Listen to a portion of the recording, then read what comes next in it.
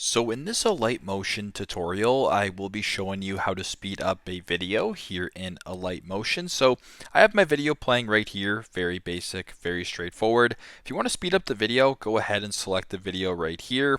Once you're on this page right here, sort of in the top left of the bottom part, select the clock.